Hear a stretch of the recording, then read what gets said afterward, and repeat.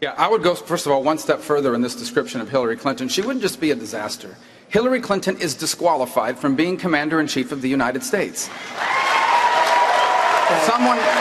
Someone who cannot handle intelligence information appropriately cannot be Commander-in-Chief, and someone who lies to the families of those 4 victims in Benghazi can never be President of the United States. Now,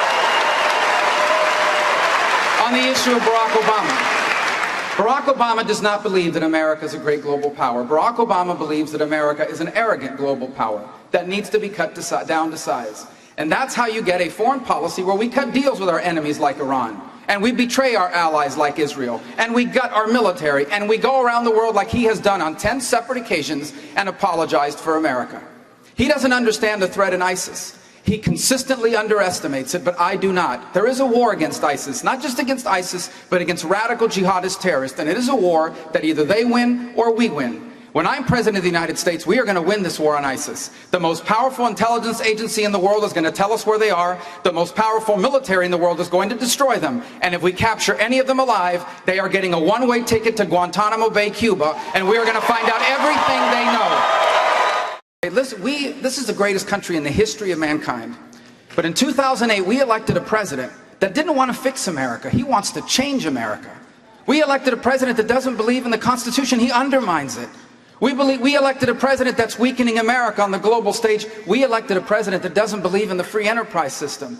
This election has to be about reversing all of that damage. That's why I'm running for office, because when I become President of the United States, on my first day in office, we are going to repeal every single one of his unconstitutional executive orders.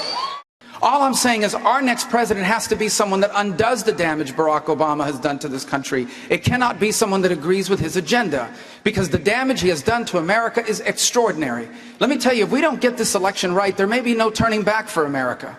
We are on the verge of being the first generation of Americans that leave our children worse off than ourselves. This president has consistently underestimated the threat of ISIS. If you listen to the State of the Union the other night, he described them as a bunch of guys with long beards on the back of a pickup truck. They are much more than that. This is a group of people that enslaves women and sells them as brides.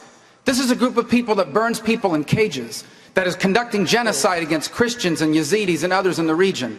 This is not some small-scale group. They are radicalizing people here in the United States. They're conducting attacks around the world. So you know what needs to happen? It's a very simple equation, and it's going to happen when I'm president. If we do not know who you are, and we do not know why you are coming, when I am president, you are not getting into the United States of America.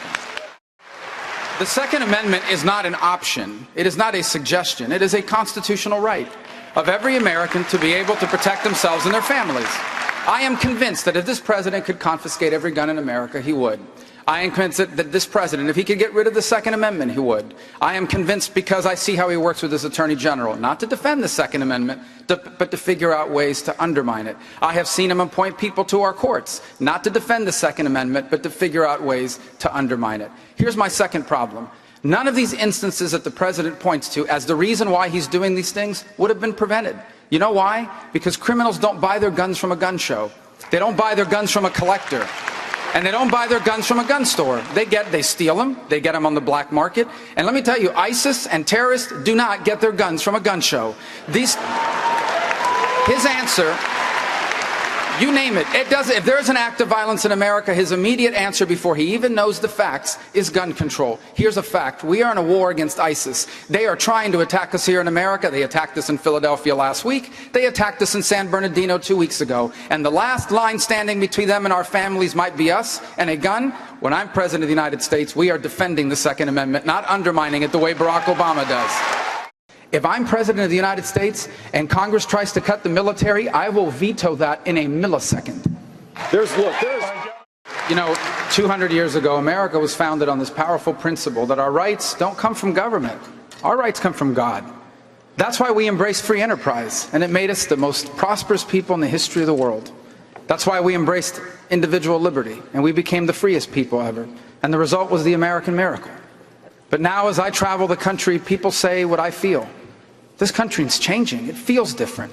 We feel like we're being left behind and left out, and the reason is simple. Because in 2008, we elected as president someone who wasn't interested in fixing America. We elected someone as president who wants to change America.